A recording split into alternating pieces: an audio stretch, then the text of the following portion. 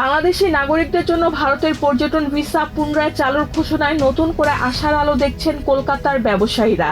দীর্ঘদিন স্থবিরতা কাটিয়ে আবারও বাংলাদেশি পর্যটকদের আগমনের প্রত্যাশায় নিউ মার্কেট এলাকার ব্যবসায়ীরা একে অপরকে মিষ্টিমুখ করিয়ে আনন্দ উদযাপন করেন।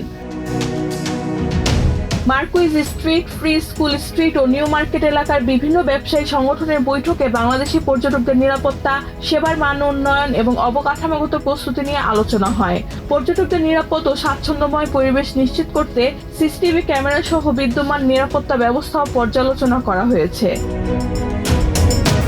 ব্যবসায়ীরা জানান, 2 বছর আগে বাংলাদেশি পর্যটকরা যে আন্তরিকতা ও পরিবেশ পেয়েছিলেন, এবারও তারা যেন একই অভিজ্ঞতা নিয়ে ফিরতে পারেন সে লক্ষ্যে প্রস্তুতি নেওয়া হচ্ছে। তারা চান কোনো ধরনের শঙ্কা ছাড়াই বাংলাদেশি পর্যটকরা আবারও কলকাতা ভ্রমণে আসুক। 2024 সালের 5ই আগস্টের পর বাংলাদেশিদের জন্য পর্যটন ভিসা বন্ধ হয়ে যাওয়ায় সবচেয়ে বেশি ক্ষতিগ্রস্ত হয় new market, Marquis Street, Free School street, সদর স্ট্রিট ও লিন্ডসে স্ট্রিটের পর্যটক নির্ভর ব্যবসা। দীর্ঘ সময় ব্যবসা মন্দা থাকায় অনেক ব্যবসায়ী ঋণগ্রস্ত হয়েছেন, কেউ কেউ ব্যবসা গুটিয়ে নিতে বাধ্য হয়েছেন। Marquis Street, Free School street traders welfare অ্যাসোসিয়েশনের সভাপতি মনতোষ সাহা বলেন, গত 2 বছর ছিল অত্যন্ত কঠিন।